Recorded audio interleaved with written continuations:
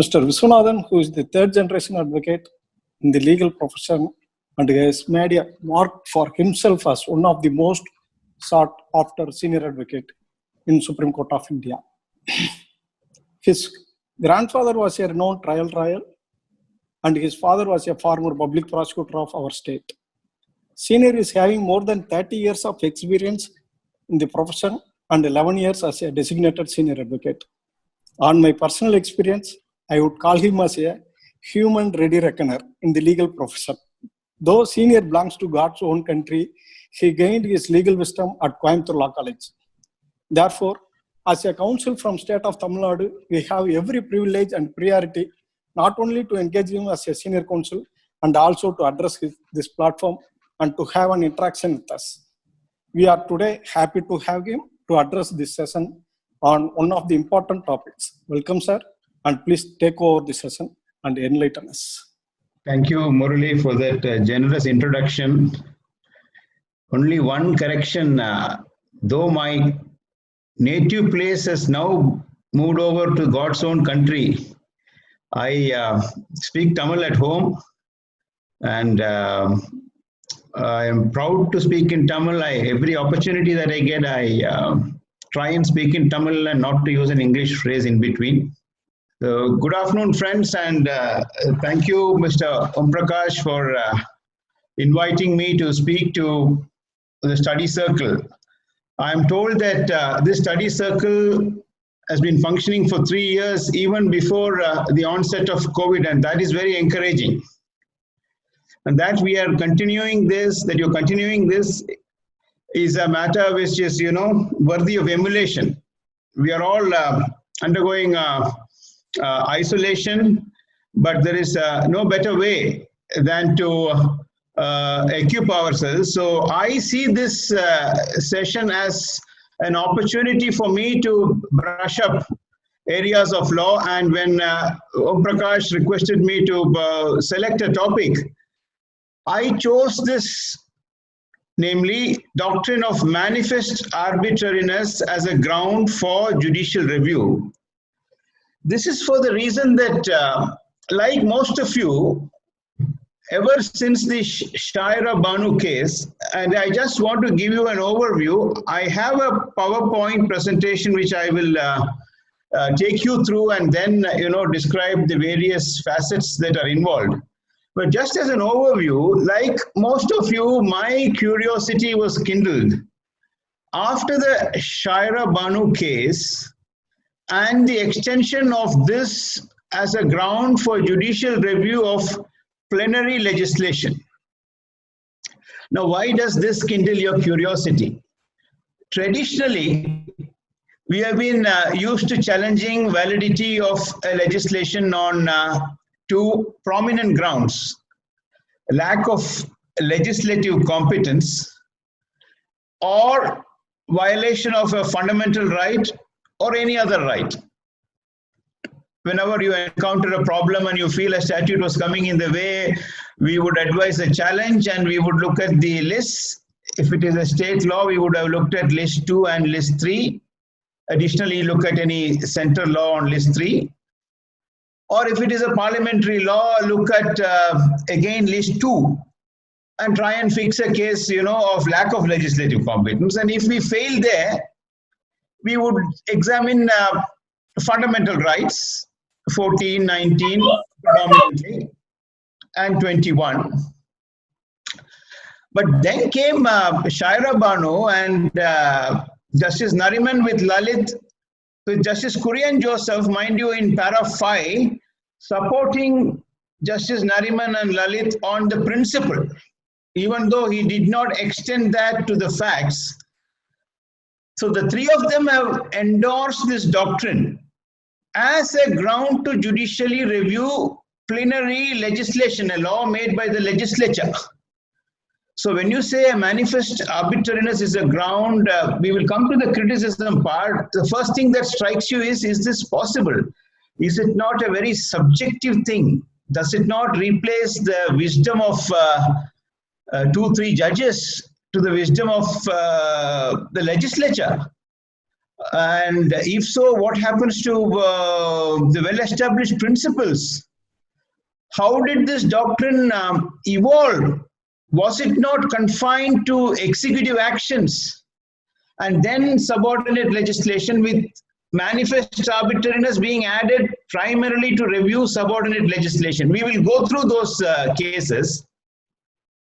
And then how did Shaira Banu and the bench there deal with McDowell? Because you recollect 1996, when the AP Prohibition Act was challenged, expressly the Supreme Court had said that we know of only two grounds of challenge: make out a case of legislative competence, or make out a case of infringement of a fundamental right or any other constitutional right.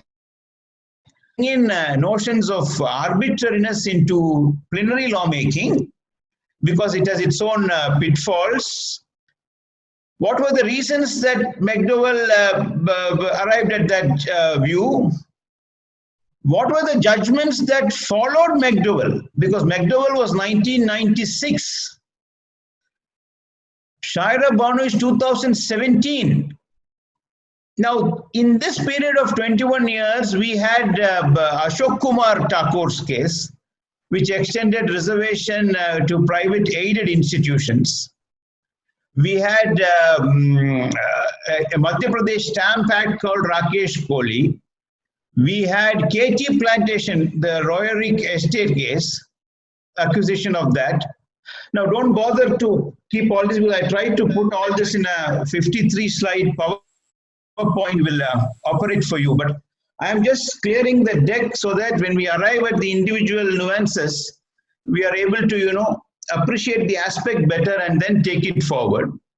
So KT Plantation, Rakesh Kohli, Ashok Kumar Thakur, we had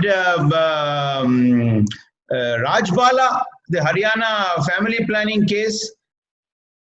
But alongside this, without much of a discussion, we also had our Madras Race Club case. People from Chennai, when the Madras Race Club was thought to be taken over in a case called Dr. K.R. Lakshman versus State of Tamil Nadu. We will see that. We also had the Samachiyar system of education, which was replaced, the Shyam Sundar's case. All of them had applied this doctrine for plenary law, not so much of a discussion dislodging the reasoning of McDowell. So what I did one day sitting in court, you see the big judgments these days, we are not able to sit and read at leisure because every evening we are busy with our own work. So sitting in the Andhra Pradesh High Court and waiting for an item which was 130 or something, instead of getting back to the hotel, which is a 45-minute drive there, I called for Shaira Banu about a year back, 6 months back. And then when I read Justice Nariman's reasoning, I found that any judge wanting to dislodge this has to really work hard, because the reasoning, if you read the reasoning alone, it looks very convincing. Justice Nariman first deals with the evolution of this pre-Royappa. He says Justice Subbarao sowed the seeds for this in Lakshman Das, and before that in his Dioman Upadhyaya's case, the section 27 matter. Of course, in a dissenting judgment, there the effort was to show that don't confine Article 14 to this classification theory. That is one part of Article 14. You will take Article 14 of its vitality if you just say it is a matter of classification and the group having an excess with the objects ought to be achieved. We will show the twin tests. Then we had arbitrariness. We will go to manifest arbitrariness. We will go to manifest arbitrariness for plenary law, because that is what has made the subject interesting. We had arbitrariness again brought up in a Tamil Nadu case. I think we in Tamil Nadu have this knack, I think, of sowing the seeds for important doctrines. E.P. Royappa, our chief secretary, he brought up his transfer, and the case fell on the lap of Justice Bhagwati. We will see that classic passage, how Article 14 should not be cribbed, cabined, and confined to a doctrinaire approach. All right, fine. That was an executive order of transfer, not even subordinate legislation. Then we had Maneka, which was more on 21, which said bank nationalization has now overruled Gopalan on reading fundamental rights in compartments. Each of them have an interrelationship. That was okay. We had Ramana, which was a tender matter where a non-tenderer went to court. Then we had Kode Distillery and a case called Sharma Transport, which came later, which said, look, extend arbitrariness to executive order, but when it comes to subordinate legislation, we have still not reached plenary legislation. We are still not subordinate legislation. It can't be just struck down for being arbitrary, but it has to be manifestly arbitrary. So the first seeds of manifest arbitrariness were sown in a case called Indian Express, the 1985, the newsprint on customs duty on newsprint case, Justice Venkatramaya importing this doctrine. Kode Distillery extended it. Sharma Transport said manifest arbitrariness should be the touchstone for subordinate legislation. But in the meantime had come McDowell. McDowell had given 3-4 reasons as to why manifest arbitrariness cannot be a ground for challenging legislation. 1, you can't get into the wisdom. 2, it is very subjective. It has no principle. It has no basis. Some critics we will see have said that this itself is arbitrary because it leaves it to the whim and caprice of the judge.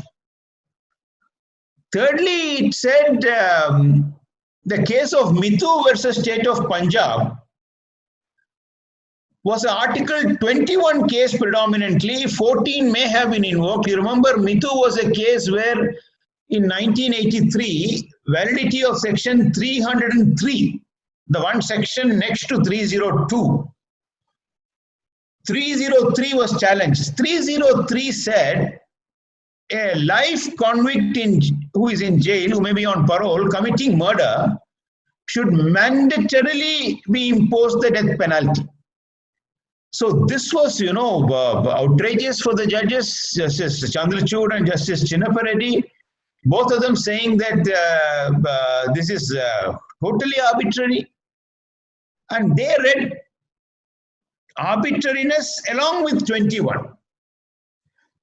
What Justice Jeevan Reddy said was that, look, Mithu is of no use, he said, doesn't assist us, a constitution bench judgment, because it was an Article 21 case. 14 may have been additionally invoked. There is a little bit of a slur in the reasoning, a very eminent judge, but he was opposed to this doctrine. Thereafter, he said, when proportionality was argued, that proportionality has not even come to be accepted in administrative law. But that is not correct. Proportionality may have been perhaps proportionality in the famous Council for Civil Service case in 1984. But all of you remember Ranjit Thakur's case, the sepoy who refused to take breakfast and who was cashiered. Chief Justice Venkatachalaya invoked the doctrine. He says, I am invoking it in terms of a penalty. There are a number of cases. Most of us who have done service law would have invoked it. Ganayutham's case, Om Kumar's case, all of it we will see parts of it. But Justice Jeevan Reddy said it has not even come to be accepted. But he left one gaping hole, which is what Justice Nariman has latched on. And that we will show you in the slide. That is Ajay Hasia's case. After Rayappa and before McDowell, in 1981, the famous Ajay Hasia case had come. No doubt it did not involve a challenge to plenary law. It was about admission to the Regional Engineering College in Kashmir. But in the course of discussing the contours of Article 14, Justice Bhagwati said, and that line is there in the judgment. You may call it obiter and not ratio, but that said that whether it's an action of the legislature or executive, it is amenable to challenge on the ground of arbitrariness and as being violative of Article 14. Now, some critics have read that line as a legislative action. Now, as you are aware, an action can be legislative, it need not be of the legislature. A notification which has wide application will be legislative in character. It can be quasi-judicial or administrative. But if you carefully read Ajay Hasya, and we will show that to you, it says legislature. A legislature enacts a law. So Justice Nariman said, look, Ajay Hasya has not even been noticed. Dr. Lakshmanan's case is not even been noticed. Mithu versus State of Punjab, cursorily brushed aside.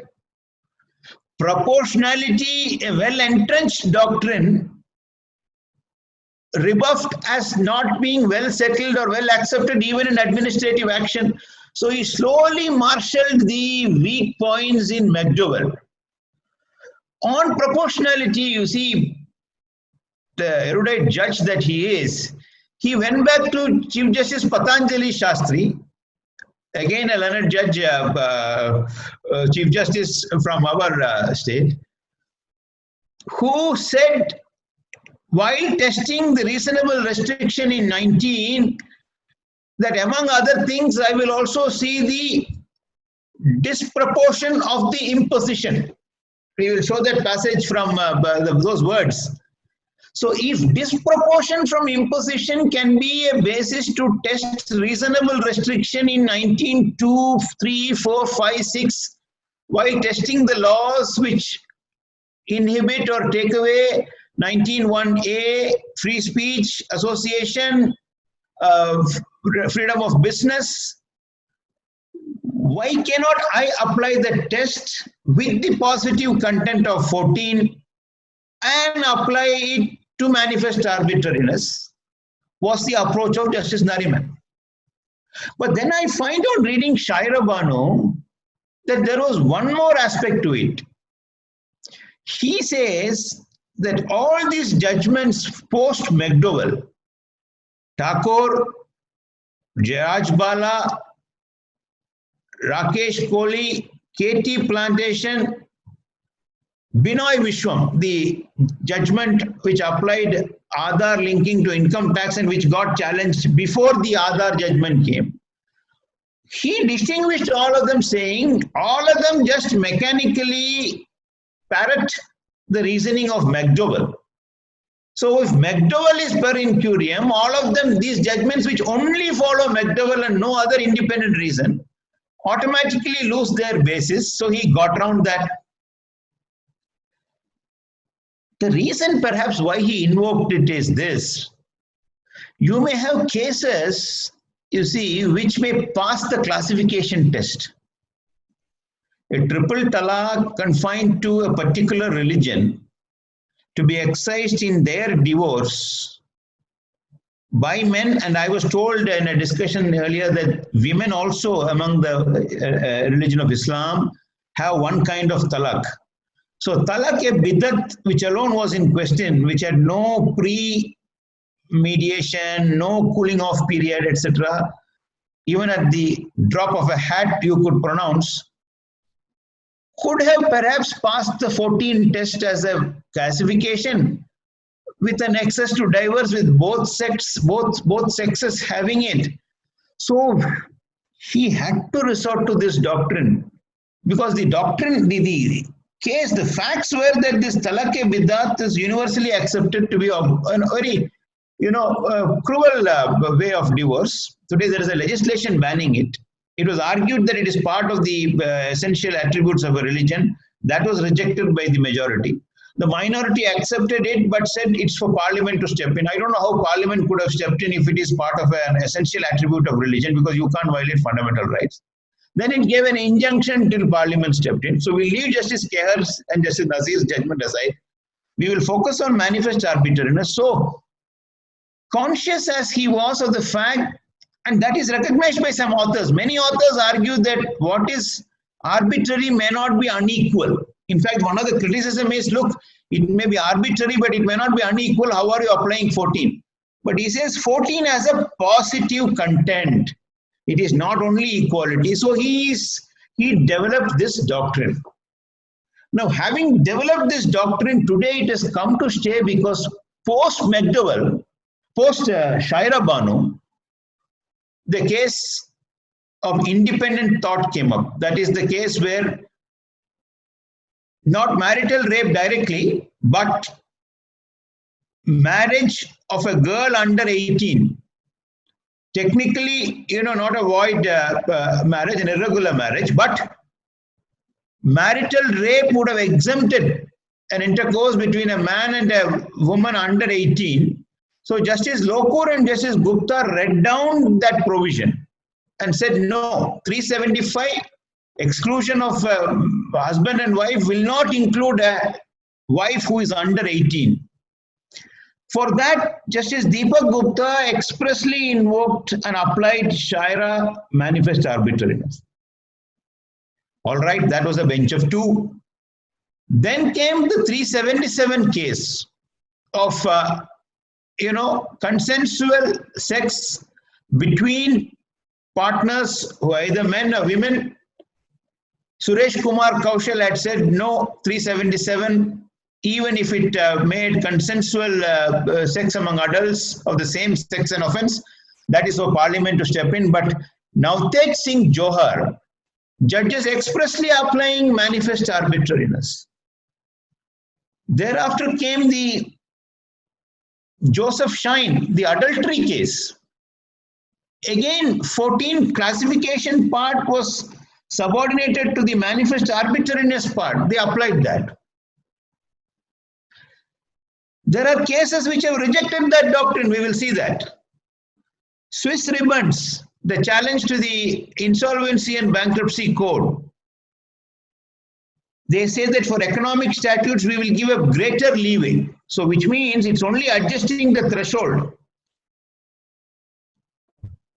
Pioneer, where real estate, applicants, holders of plots, flats were held to be covered under the definition of financial creditor, challenged.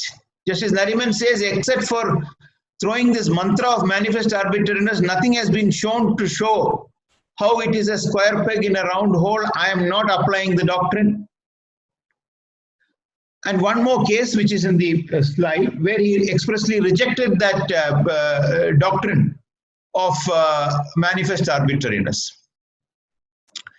So there is, even if those who want to question the reasoning, dislodge the reasoning, seek a reference to a larger bench, because there have been 5 judge benches which have said the contra, need to have strong reasons to displace that. And what I find which is looming large is, if 14 has a positive content, on what basis do you keep off plenary legislation?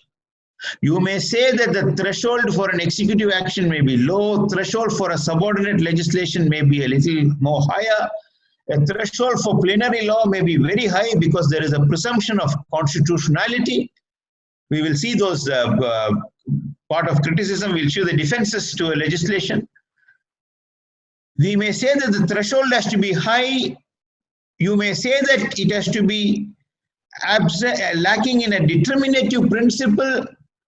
You may say all that to bring it, but then to jettison this doctrine, as critics have been questioning, particularly after the Hindustan Development Corporation case, where Section 87 of the Arbitration Act 2015 was struck down because Justice Nariman felt it was not keeping in the ethos of arbitration. It had ignored the BCCI judgment, and he says it lacked a determining principle. The criticism has become loud because after that judgment, so whoever wants to take a contrary view need to give cogent, tight reasoning to dislodge it. And they will have to deal with Hajay Hasya, they will have to deal with the positive content. So if with that background, we could first see the slides and then come back to our discussion. Most of it you will find in the same order, but then we will see how, we stitch together all this, and we'll draw some conclusions. Now, this is a very important paragraph. I want to acknowledge my team here, which has helped me put together this. If you see the Akila sitting in Hyderabad, Eklavya sitting in Delhi, Venkatraman is now in Coimbatore, and Apurva is in Meerut. So they've all helped me collect the material and put it together. This is an important passage because this is the real takeoff point for us.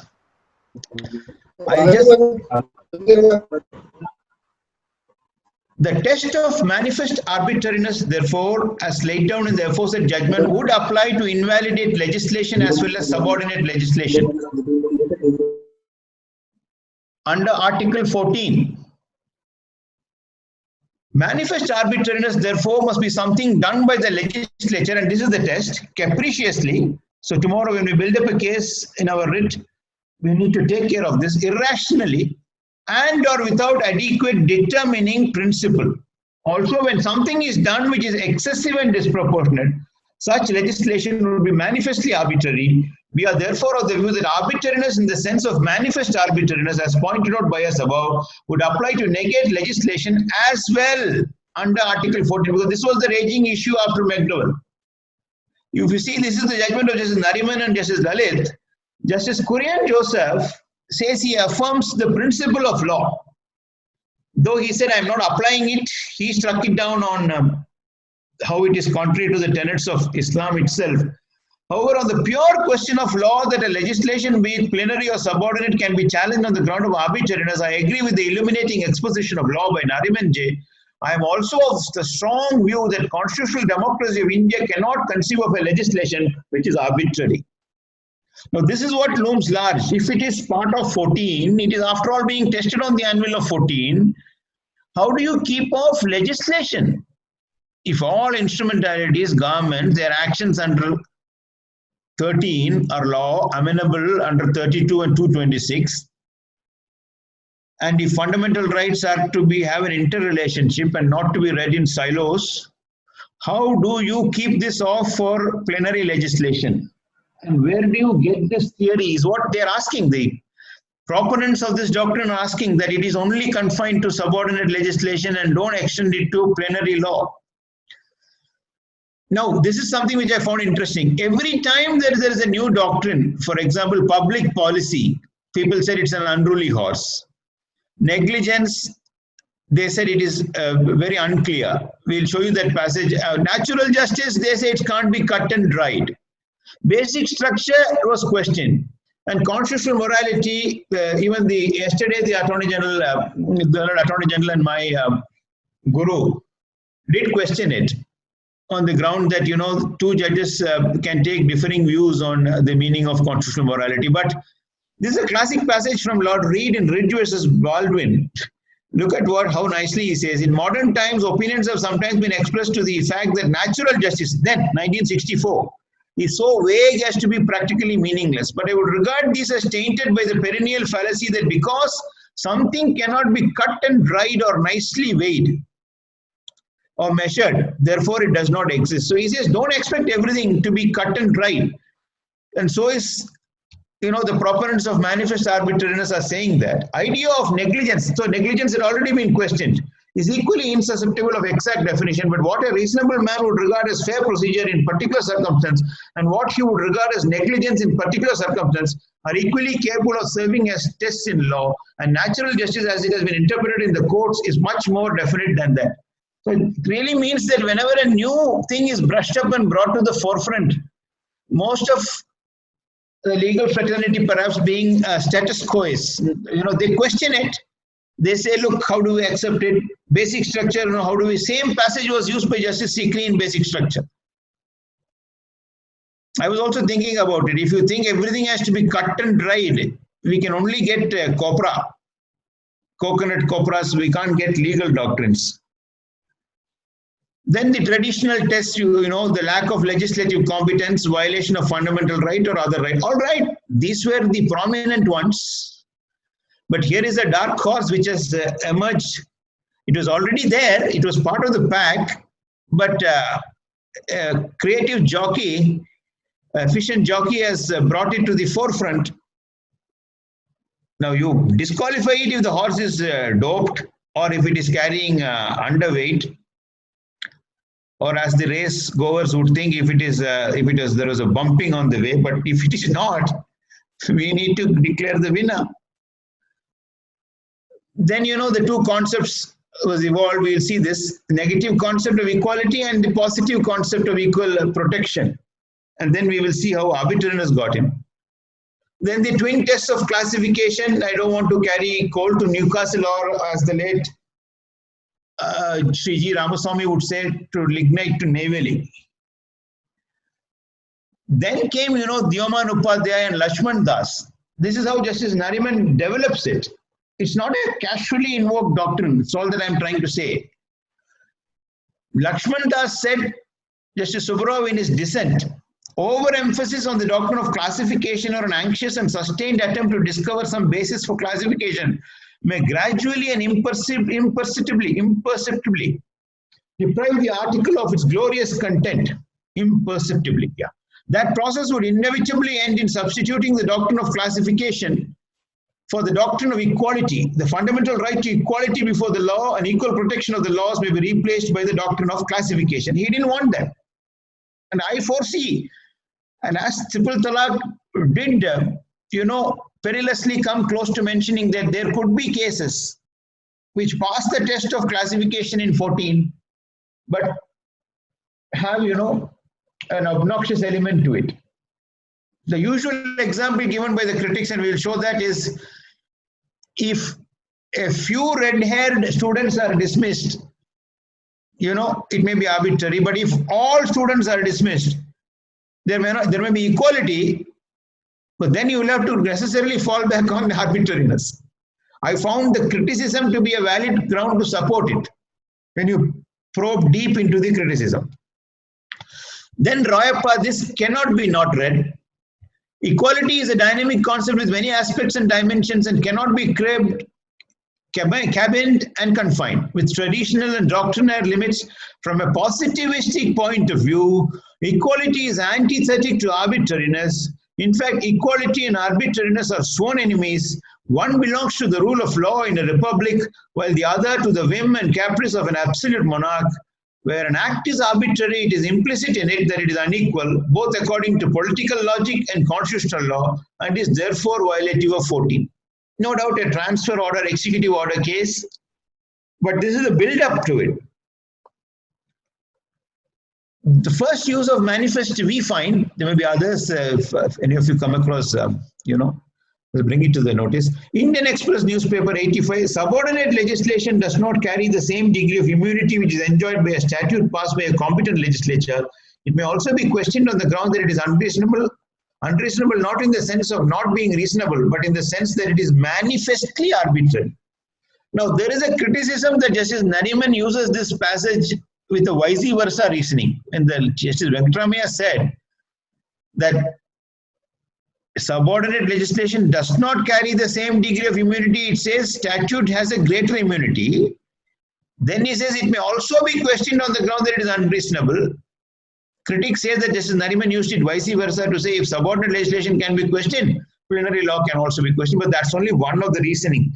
It doesn't alter the substratum of the judgment or the, weight of the reasons.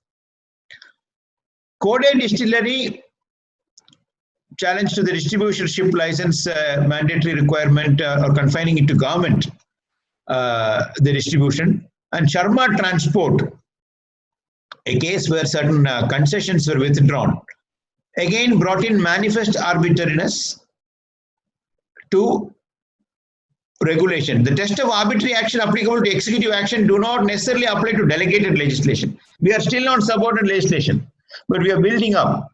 In order to strike down a delegated legislation as arbitrary, it has to be established that there is manifest arbitrariness. In order to be described as arbitrary, it must be shown that it was not reasonable and manifestly arbitrary. Expression arbitrary means unreasonable manner, as fixed or done capriciously or at pleasure, without adequate determining principle, and not founded in the nature of things, not rational, not done or acting according to reason or judgment, depending on the will alone.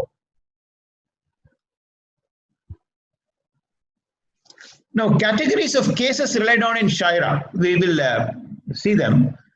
Cases where executive action was held to be arbitrary. Royappa is cited.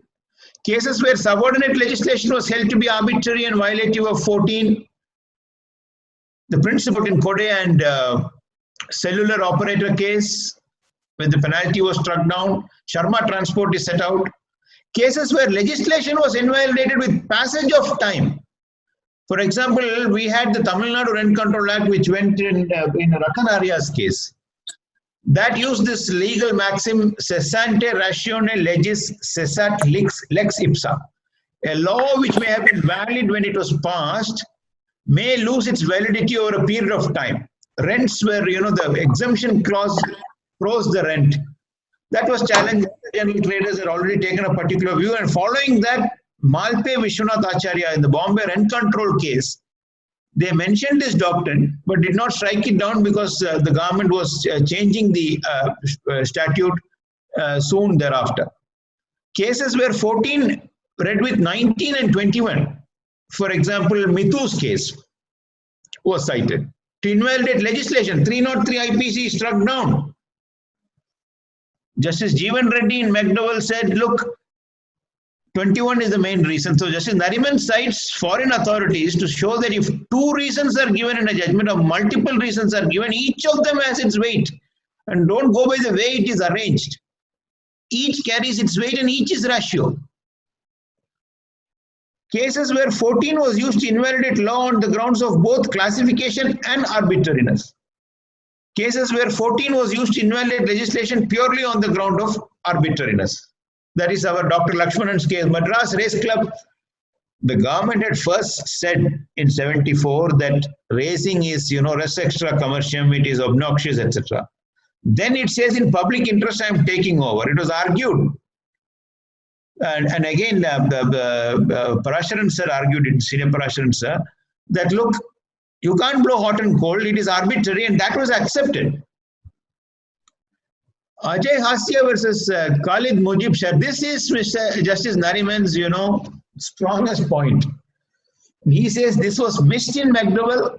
This is the law. 5-judge bench, not even noticed. The other 5-judge Mithu said is of no assistance. He said you can't say a constitutional bench is of no assistance. And with Ajay Hasya, he said you don't even refer to it. So Ajay Hasya said, because this has to be read, because this is the foundation. If a foundation is laid, this was the first stone which Justice Nariman laid in Shaira Banu. It must therefore now be taken to be well settled that what Article 14 strikes at is arbitrariness, because any action that is arbitrary must necessarily involve negation of equality. If the classification is not reasonable and does not satisfy the two conditions referred to above, the impugned legislative or executive action would plainly be arbitrary and the guarantee of equality under Article 14 would be breached. Wherever, therefore, there is arbitrariness in state action, whether it be of the legislature or of the executive or of an authority under Article 12, Article 14 immediately springs into action and strikes down such state action. Look at the word legislature or executive, not legislative. Legislature, an act of legislature can be what? Can be a law. It can also be, actions taken by a speaker within the precincts of parliament, punishing somebody for breach of privilege. But it doesn't rule out legislation. In fact, the concept of reasonableness and non-arbitrariness provides that the entire constitutional scheme and is a golden thread which runs through the whole of the fabric of the constitution. This he latches on to it. Sunil Batra's case, the case where Section 30 of the Prisons Act, which said solitary confinement for condemned convicts, validity not challenged but read down by saying that, look, it can only be applied after the final court had pronounced on the death sentence. Justice Krishna, in his felicitous way, true, our constitution has no due process clause or the 8th Amendment. But in this branch of law after Cooper and Menaka, the consequence is the same. For what is punitively outrageous, scandalizingly unusual, or cruel, and rehabilitatively counterproductive is unarguably unreasonable and arbitrary, and is shot down by 14 and 19, and if inflicted with procedural unfairness, falls foul of 21. Now you see, if you ask what is wrong if a condemned convict is kept separately, it is a classification, it is valid. He is sentenced to death, others are not sentenced to death. He is kept separately because, violence may erupt. Others may, be used to finish him off. Or some of them, I had a case called Dandaitam in Vellore jail. He was somehow let loose in the open area. He climbed up a tree, fell down and died. They may have suicidal tendencies. And with presence of people, it may facilitate. May use somebody's dhoti to just triangulate himself. But if it had gone only the classification route, I doubt if 32 would have been, read down. So he had to resort to this way. You are keeping somebody whose sentence is not final in isolation. Tomorrow he may be, completely acquitted. His sentence may be commuted. So then they said, no, you keep it after the final judgment, and they invoke this phrase arbitrary to read it down. Mithu versus State of Punjab, the 303, which I have told you in my opening, highlights how arbitrary Justice Chandrachud, irrational it is to provide for a mandatory sentence of death. Now, after the conviction, the judgment is pronounced on conviction, CRPC for Sessions trial contemplates a questioning under 235.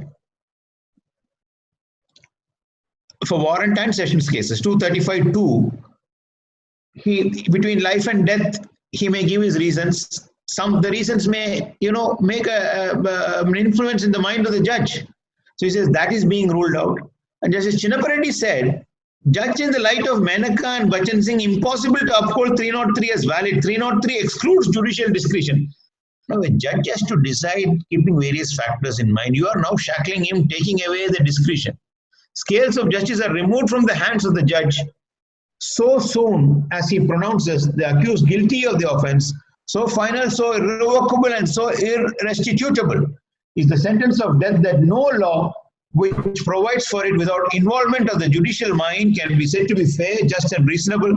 Such a law must necessarily be stigmatized as arbitrary and oppressive. Now, this is the other spectrum, the presidential reference. There is criticism that this judgment was read in the opposite sense in Shaira Banu. But we'll read the passage and then we will see what Justice Nariman also said. Natural resources was a presidential reference. There is a dispute about the presidential value of a presidential reference. That has to be a topic independently. But very often what the Supreme Court does now is it takes an affidavit from the government that, look, you are engaging us to give an opinion. You give an affidavit that you will treat it as binding. So parties have to treat it as binding because of the affidavit if taken. But under 141, is it law laid down? They won't have the presidential value of a judgment because this is under 143. But it has a persuasive value. And then look at what it said. Therefore, ever since Royappa era, the conception of arbitrariness has not undergone any significant change. Some decisions have commented on the doctrinal looseness of the arbitrariness test and tried keeping its folds with permissible boundaries, but otherwise, the subject matter, content, and tests for checking violation of Article 14 have remained more or less unaltered. This is an important para 107. From a scrutiny of the trend of decisions, it is clearly perceivable that the action of the state, whether it is related to distribution of largesse, grant of contracts, or allotment of land, is to be tested on the touchstone of Article 14. A law may not be struck down for being arbitrary without the pointing out of a constitutional infirmity, as McDowell's case. Therefore, a state action has to be tested for constitutional infirmity qua 14. Now, if 14 has to have two aspects, The action has to be fair, reasonable, non-discriminatory, transparent, non-capricious, unbiased, without favoritism or nepotism, in pursuit of promotion of healthy competition and equitable treatment. All these principles are inherent in the fundamental conception of 14. This is the mandate of 14 of the Constitution. What Justice Nariman says is, this does not rule out arbitrariness as a ground because it reiterates 14. It uses all those phrases, touchstones of 14.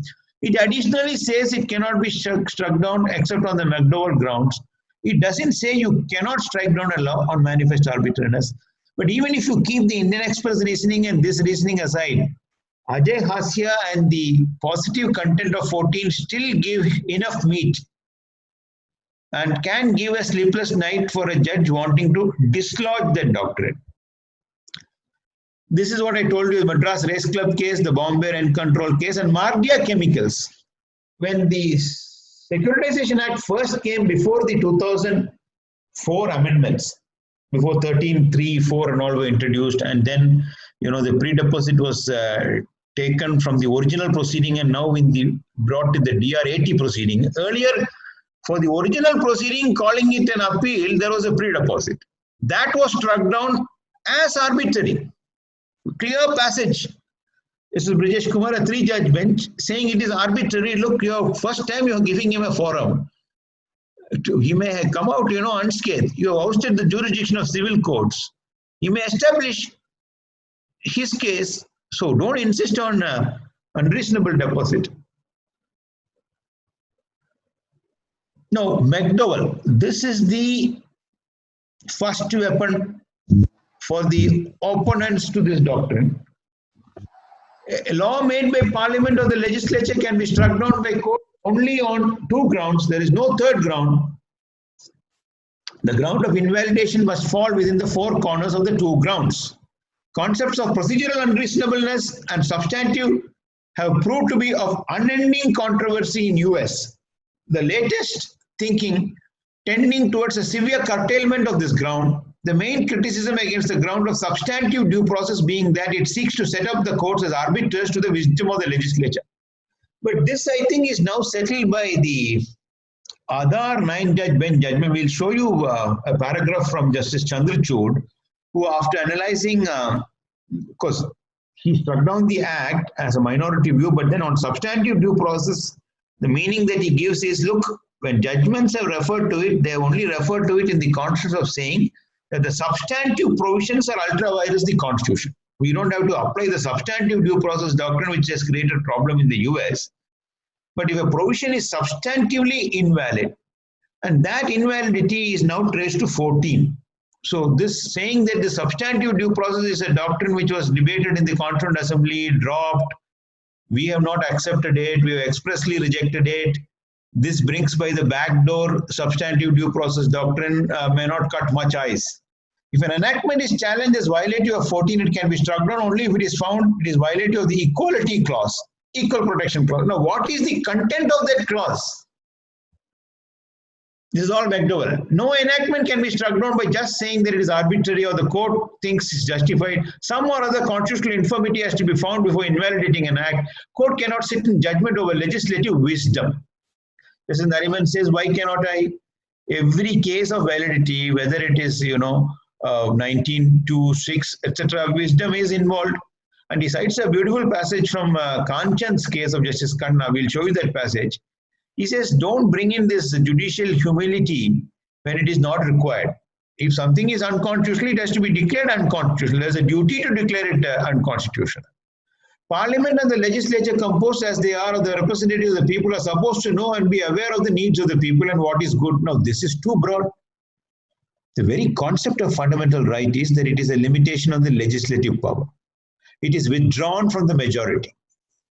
No majority in Delhi can do a gero of the Delhi Tamil Education Society school because it is protected under Article 30 as a linguistic minority. The very idea of making this as a fundamental right is to keep it out of reach of the majority.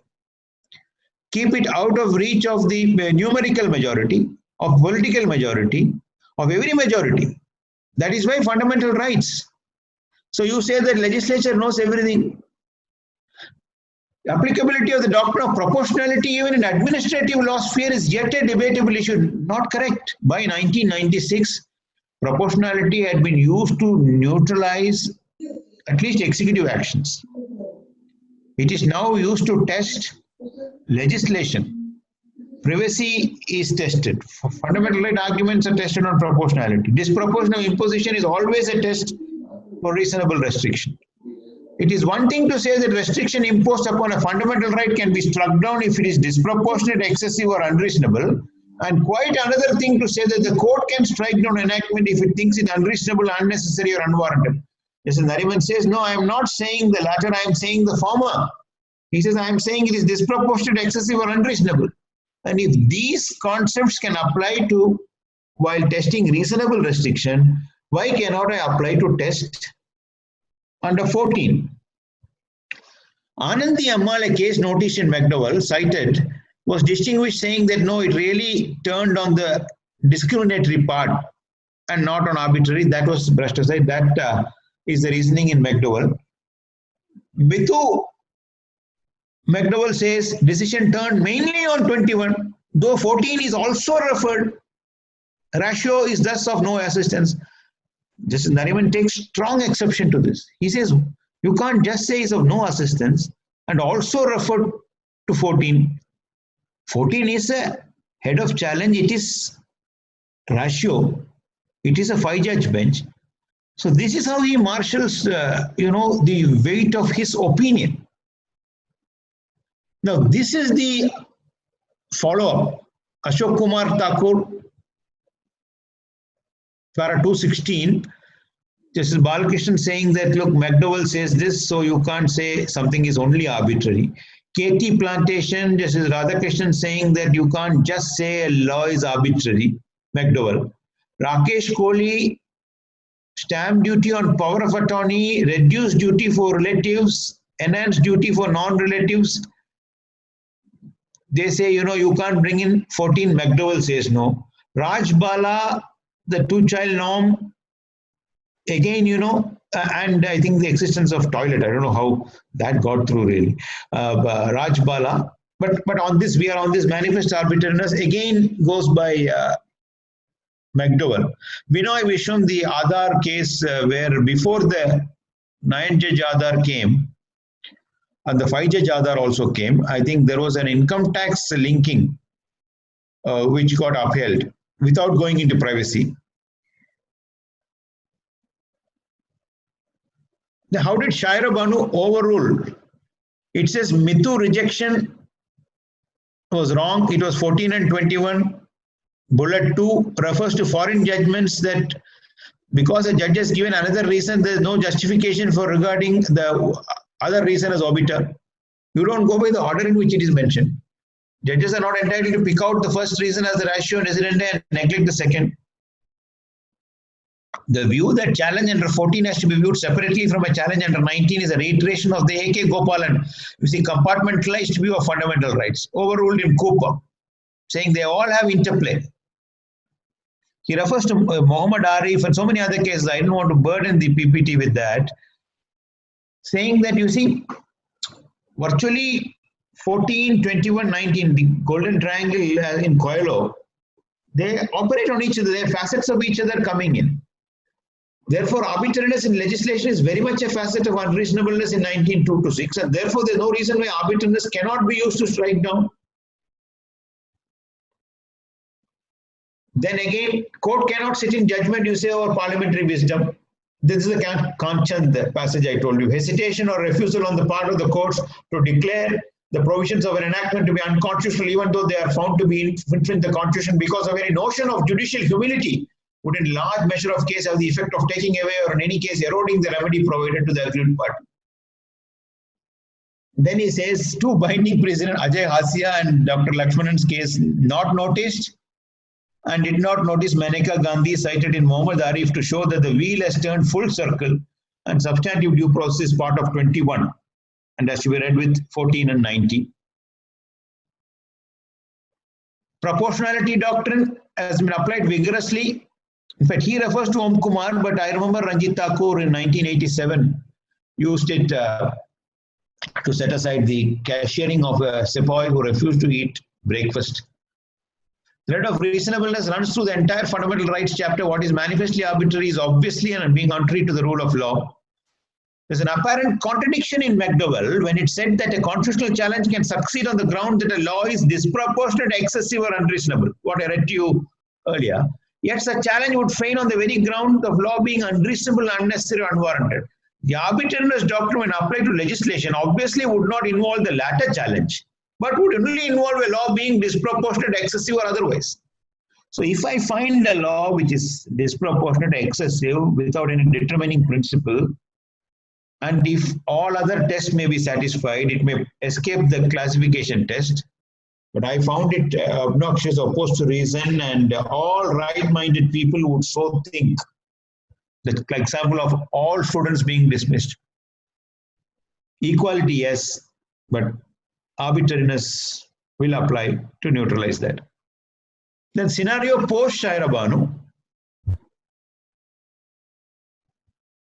Independent thought, I told you the case of rape between couple that was held to exclude under 18 women. Parliament has also in no uncertain terms prohibited child marriage and come to the conclusion that child marriage is an activity which must come to an end. If that be so, can the practice of child marriage admittedly in evil, also a criminal offense, be set up as an exception in a case of a girl child who is subjected to sexual intercourse by her so-called husband? Shockingly, even if the sexual intercourse is forcible and without the consent of the girl child, then also the husband is not liable for any offense. This law is definitely not right, just and fair, and is therefore arbitrary. You see, 45 of the Money Laundering Act, the reverse burden and twin onerous conditions on for bail. All these examples show that manifestly arbitrary, discriminatory, unjust results would arise on the application or non-application of 45 and would directly violate 14 and 21. I am showing you now a set of cases which applied Shaira Banu. We will come to a set of cases where Shaira Banu was sought to be relied but rejected also. Lok Prahari, government accommodation for people who once held position of chief minister or minister. Justice Gogoi says classification violated as well as arbitrariness. What is the justification for giving them, houses after they demit office? Because, they were not very sure on classification. Decriminalizing homosexuality, 377. All the judges used doctrine of manifest arbitrariness for different opinions. Justice Kanvilkar joined Justice Deepak, Chief Justice Mishra. In view of the law laid down in Shaira Banu and given the fact that 377 decriminalizes even consensual sex acts between adults, fails to make a distinction between consensual and non-consensual acts between competent adults, 377 fails to take into account that consensual sexual acts in adults in private space are neither harmful nor contagious to society.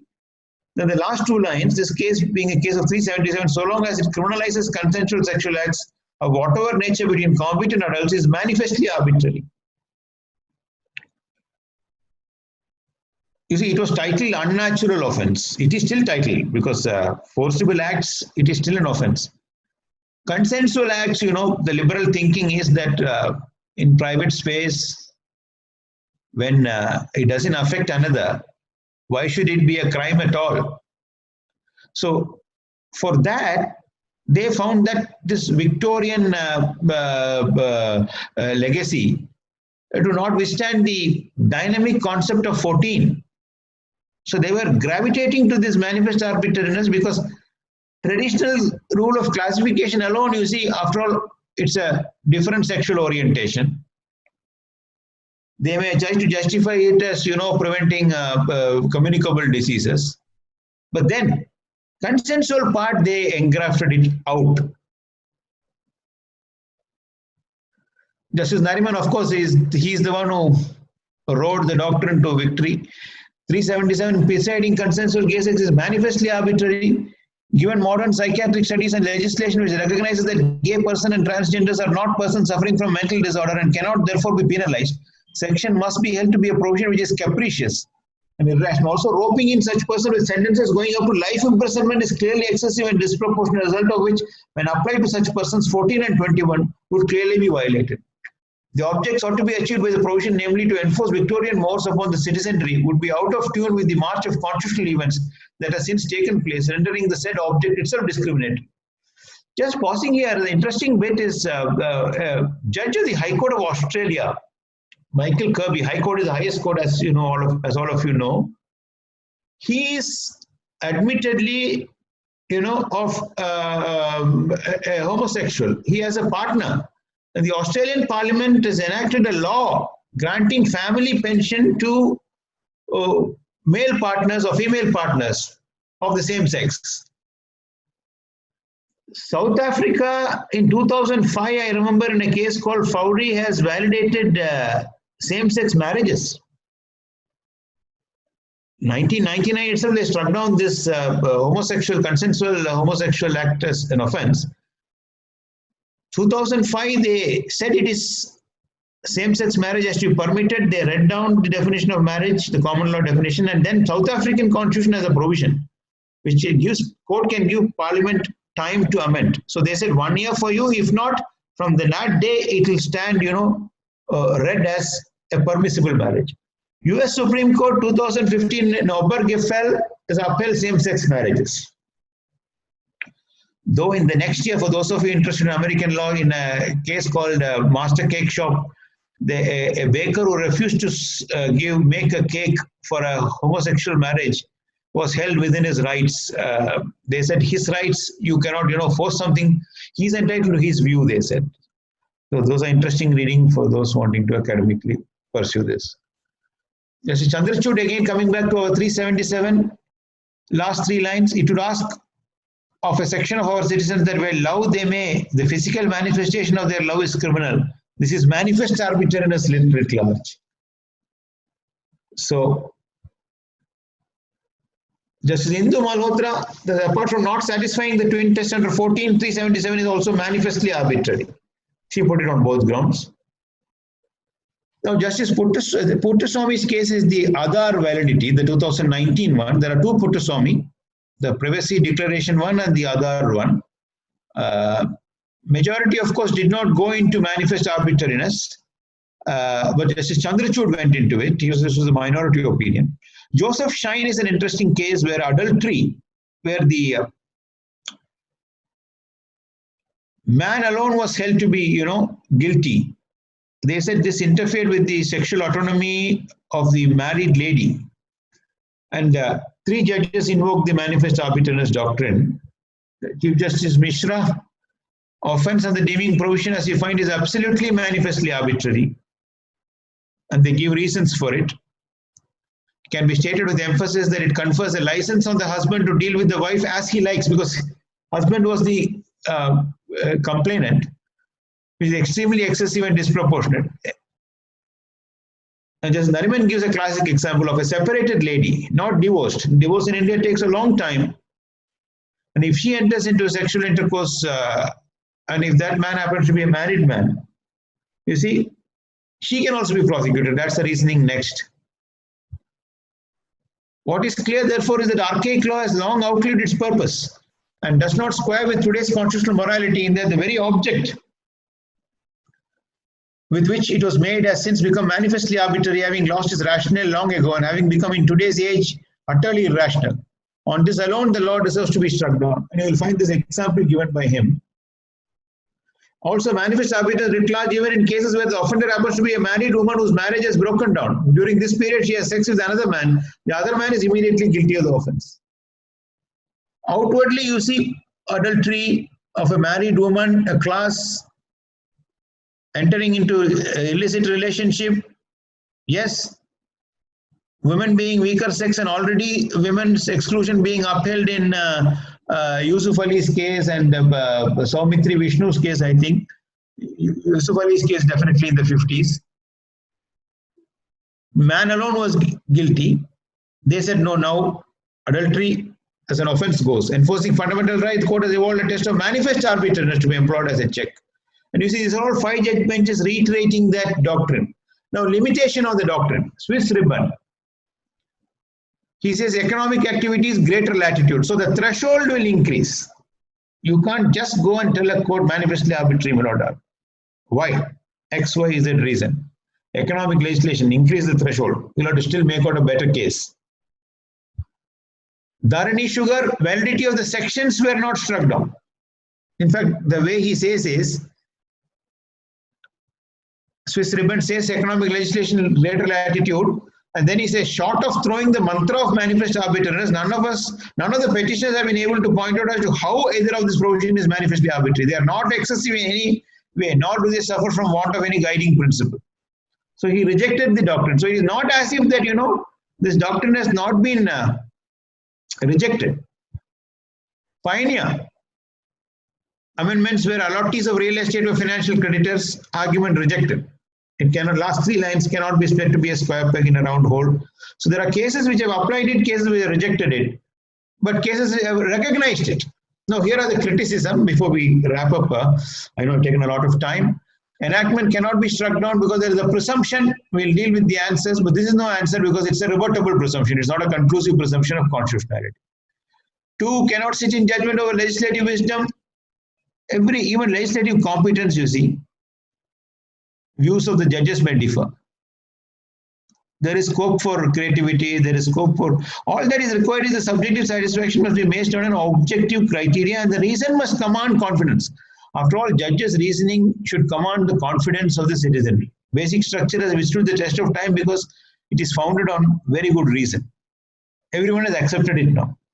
But if you have reasons, if you throw out laws at your whim and caprice, the respect for the court will go. So it should not be easily said that judges will use this doctrine left, right, and center. Applicability of doctrine of proportionality is a debatable issue, is not correct, that I already discussed. You see, legislation cannot be challenged only if it is found, etc. The twin test. Now, why not the third one if it is a positive content? Limits and content of what constitute has not been denied. No, it has been defined, they say. Lack of determining principle, disproportionate, it is defined. Mr. Sirvai criticized it even when it was applicable to executive orders, because he said there's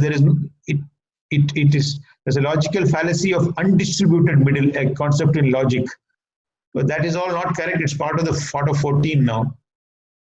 Then this is the example which I told you. I argue that every inequality amounts to an arbitrary action. That converse is not correct. Arbitrary act may not necessarily violate equality. That is precisely why you need this. If only red-haired students in a school are expelled without any cause, the action is arbitrary as well as unequal. However, all students in school, whatever color, are expelled, the action is simply arbitrary. So it need not satisfy the classification test. It can be struck down and arbitrary. But if this is brought by law with a nice, short title, action commencement, one section this, one gazette, assent of the president, nicely with emblem, notify. How does it make a difference if it infringes my right? Then you say, it brings back substantive due process. They say it's not correct because Justice Chandrachud says that it is only a questioning, applying the substantive invalidity. Then Ashok Kumar Thakur, all those line of cases, sole reasoning is McDowell. Then this is that Hindustan construction where the law minister also was critical of this applicability of 87 of the Arbitration Act, which said no, the new 2015 amendments will apply even for Section 34 petitions which are pending. Though BCCI was a 36 case predominantly about applicability of 36 to pending challenges. There was ambiguity in the Section 26 of the Amending Act. But today I'm showing that the doctrine has come to stay. Committee of Creditors, the 330 period, mandatory 330, mandatory was struck down, saying that no, you may have to give time exclusion for the pendency in court, etc. Presumption, no, it's not an irrebuttable presumption, it is a rebuttable presumption. Then, rule of law, after all, rule of law has to find its anchor in the Constitution. It's not somewhere in the space, that passage from Indira Gandhi. So the conclusion is that if it is a positive content, if it is available, how do we exclude legislation? So perhaps the right way is to approach an argument of manifest arbitrariness with caution and circumspection, but not throw it out with, the baby with the bath water. If good reasons are made out, a court is not powerless. Is the law as it stands? Arguments for larger benches have arisen. That may happen, may not happen, but any judge wanting to, dislodge it has to give very strong reasons.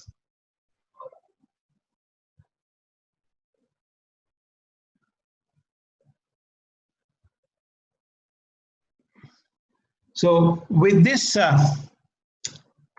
overview and the PowerPoint is for you to pursue further. It has come to stay. As of now, it is a valid doctrine available for challenging plenary legislation. There's no escape from that. A strong solicitor, a government pleader would resist by pointing out that there are other larger benches.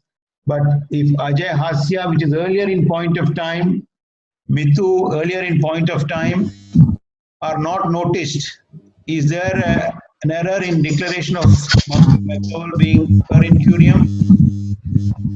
Very difficult to say with many constitutional benches having affirmed the doctrine. Thank you for the opportunity. It was an educative experience for me. I only hope I was clear and I have kindled an interest for you to pursue this for further study. Thank you very much. Thank you very much, sir. Wonderful session. You really took us through the entire gamut of that law, from administrative point of view, subordinate legislation, then passing on to legislation. And more interestingly, as you yourself expressed, whether it really kindles the interest further is the very object of this talk. At the end of the time, we really find that many people will now think about any legislation which comes. Can I challenge that? Can I have a ground to challenge that? And more particularly, the latest judgments which you have given, pointing out the niceties of it. Many a times we wonder that what was the driving force as far as shutting down or upholding this legislation? Because this happens nowadays at random. So many a times we miss out what is the essentiality of it in the judgment which has driven the entire thought process. That you are able to bring out very well. Thank you very much, sir. And I think many of our friends have got a few things to raise with you also. Mr. Sivashanmugam will continue. Thank you very much. Thank you. There's one question raised here. Sir, can you hear me? Yeah, I can hear you. I'm just noting down so that I don't. Yes, sir. So it's a question of arbitrariness as a ground to strike down the laws. It may vary from judge to judge, and that's a subjective element involved in it. So is it a safe ground to pursue with? Yeah, this has been discussed. When McDowell said this ground will not lie, it is very subjective. Justice Nariman deals with it. You see, he gives reasons as to why it has to fall within the touchstone of para 101, which I read as my very first slide. The lack of a determinative principle, disproportionate, excessive. And after all, you see, all judgments, even in the application of the reasonable restriction clause when you challenge, there is a likelihood of two judges taking two different views. Eminent High Court judges have been reversed in the Supreme Court. High Court judges have been upheld also. Supreme Court itself has taken different views. So ultimately, it is a pact with the conscience of the judge, because his reasons will be read widely. That is why I told you, when I read Justice Nariman's reasons, before I read it and after I read it, I found that he has developed a theory. For those who dislodge will have to have a weighty theory. But this merely saying that it will depend on the whim of the judge may not be correct. Because then you see the institution becomes susceptible. That they are conscious of. If the High Court does it, it will be reversed. The Supreme Court wants to do it, it has to be very careful. Touchstones have been laid down, cases which have applied it have been set out, cases which have rejected it have been set out. So, if after all this it still, doesn't pass muster, so be it, something must be obnoxiously wrong. But I'm only saying that this weapon in the armory, should it be thrown out? Or you keep it like a death sentence and exercise it with caution and circumspection. So that is the, challenge. But merely saying that it will depend on the wisdom, everything, even legislative competence, I can tell you. On land itself, entry 49, judges have taken differing views. Some say directly relatable to land. Some have said, I may go into the value of tea leaves. It's a measure after all, but it has nexus with the land. So that's the beauty of creativity. That's my answer. Thank you, sir. I will. One Mr. CSK Satish has got a question, sir. Yes, I know Satish. And I also know he won't spare me. Satish. Yes, sir. Yes, Satish, you can ask question. You can ask question. Sir, can you hear me, sir? Yes, Satish, how are you? Good evening, sir. Thank Good you for your wonderful presentation, sir. Thank you. Nice Sir. to hear your voice. Sir, my question is in continuation of the earlier question which you are kind enough to answer. Sir, having this word, this manifest arbitration, being used by Justice Rohinton Nariman, interestingly, I find that after sir referred the judgment I just went through on SEC Online, I found this McDowell itself was argued by Mr. Nariman. So later he has applied in this triple talaq case. Now, the word this manifest arbitration has been applied by the learned judges in some cases.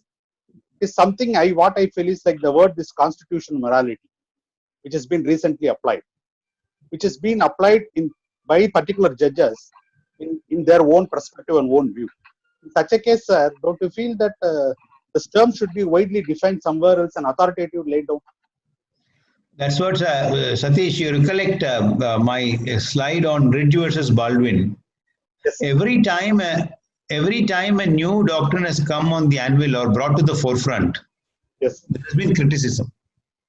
In a case called Richardson versus Mellish, Justice Burrow said public policy is an unruly horse. Yes. It will depend on the rider. Today we have Contract Act which says contract opposed to public policy is void. There's the Arbitration Act which uses the phrase public policy, though narrowly construed by judgments. Natural justice, Ridge versus Baldwin, they said it is a very vague phrase. Even today, Indian courts have said it depends on the facts and circumstances of each case. Streaking by boys in a girls' hostel, whether cross-examination should be given. When they said no Rajendra Medical College, they said it is we'll construe it in a particular way. Cross-examination in a given case, yes. Hearing in a given case, yes. So it will have to be adapted. You can't cut and dry it like a nice copra, which we see on the village. It's only copra you will get is what I feel. So there is a hazard in defining it. When reasonable restrictions were drawn in 19, there is a debate in the Constituent Assembly, and I referred to it in another seminar for free speech. Sri Aladi Krishnamurthy Ayers, while responding to the argument that leave it like the US, let the courts construe it, he said, I don't want to leave it to the vicissitudes of the court, I want to pin it down. That is one view. But in spite of it, on reasonable restrictions, there has been evolution. So this is best left to case law like basic structure. What is basic structure? Nowhere it is defined. No. Yes, sir. It is something which you can feel, but you may not be able to, see it, may not be able to describe it. I remember our Kavinjar had a famous song on this, but I am not able to recollect the words. So it is better to be left to the innovation of the lawyers and their capability to convince the judges. Yeah, it must inspire confidence. Always remember, Yes, a judgment which doesn't inspire confidence of the highest court will not be treated. Many judges will just leave the precedent aside. Thank you, sir. And Sir, there's another participant. Yes, Rajendra Kumar has got a couple of questions. yes, Mr. Rajendra Kumar. My question has been usurped by my friend. Satish. Thank you, sir. It's a wonderful lecture, sir. Thank you, Mr. Rajendra Kumar. I have only one sentence to say, sir.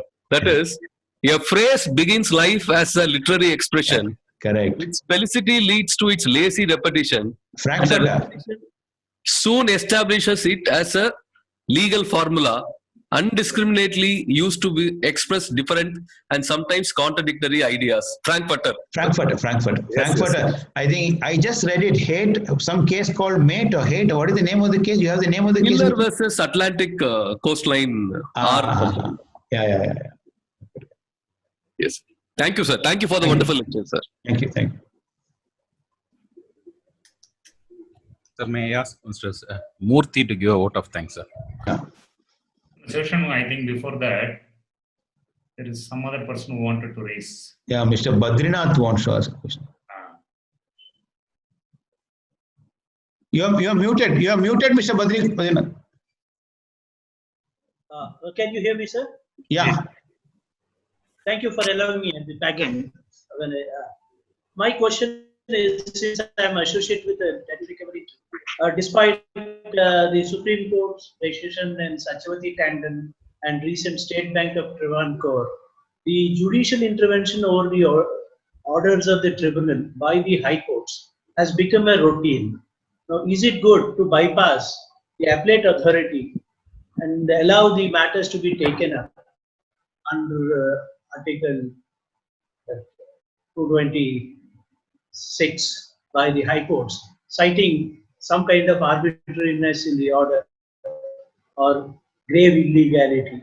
Because I understand from the judgment of Justice Rohinton Nariman that it's almost very exceptional cases only the high court should intervene. But today we find a routine intervention. Well, I'm not on the point of jurisdiction. I'm only on the point whether it is good to bypass a tribunal which is constituted and competent to deal with the matters in the form of an appellate authority. So, what is your opinion on that? Yeah, I think your primary point is an alternative remedy. You see, the traditional principles, but court also will look at the justice of the case. Whenever I cite Whirlpool, case Venkatraman and Gujarat Ambuja, if they want to interfere, they say no, fundamental right is involved, natural justice violated. But if they don't want to interfere, they immediately show me the same Whirlpool, the same case Venkatraman. So I think you are right. Ordinarily not. But what to do if tribunals also sometimes, ride a rough shod and violate. So I think it's on a case-to-case basis, but ultimately, you see, every institution depends on those who man it. So it is a pact with, as I said, they have to make a pact with themselves. It is only Manasachi and Devatin Sachi for a judge, apart from the reasons. நல்லவருக்கு நீதிபதிகள் நல்லவருக்கு மனசாட்சியும் தெய்வத்தின் சாட்சியும் தான் ரெண்டு சாட்சிகள். Sir, one Mr. Ilangovan has got a question, sir. Are you muted? Yes, Mr. Ilango. Yeah, sir. Good evening, sir. Sir, rather lasting session, sir. So you are all thrown off, sir. My question is, you said, sir, that there is a golden thread which is running through the Article 14-19, sir, which is whether they are sufficient. They are not sufficient to measure the validity of the government decision or legislation or legislative function, to measure that whether it is excessive or not, rather than coming with the new doctrines like constitutional morality, manifest arbitrariness, substantial due process, and the doctrine of proportionability. Rather than we have a lot of measurements to show that this is excessive or not. We are finding new doctrines. Is it really essential, sir? Yeah, I think Shilango is an important question you have raised, but as I said, fundamental rights are withdrawn from the majority. It is put as a limitation on the legislative power. Courts are the only check we have. And with every growing day, I'm not referring to any particular central or state government. You have to have that power of judicial review. You have to have the check. The only thing is you have to found your findings, your reasons on the constitutional text. This manifest arbitrariness is located in 14. It has been clearly identified as a doctrine other than the classification doctrine. Then it's the application. That contours have been laid down. But we need these principles. These are not principles alien to the Constitution. Even if you see constitutional morality, there's a lot of criticism. But if you see Article 19 uses the word morality, 25 uses morality, 26 also uses, there are 3 articles, fundamental rights itself, which uses morality. All that they have said is it is not Victorian morality, it is constitutional morality. It's not that morality is added by judges. Only constitution word is prefixed. And that is a safeguard. Whose morality you apply? You have moral policing there. Valentine's Day should not be celebrated. Anybody who doesn't fly the national flag is anti-national. You see, you have a freedom. You may be a patriot of the highest order, but I don't have to display it. I wear it on my sleeve. You need codes. You need guidelines for them. Imagine without this, it will be worse. So I would see it as a check, a touchstone, a guidepost for the judge. And merely because, something can't be cut and dried, you can't say it should not exist. Otherwise, you see, we'll be without any check, no debates in parliament, sessions getting washed out, one party or the other protesting, laws getting passed without any debate whatsoever. Money bill provision invoked left, right, center. I am not on X, Y government.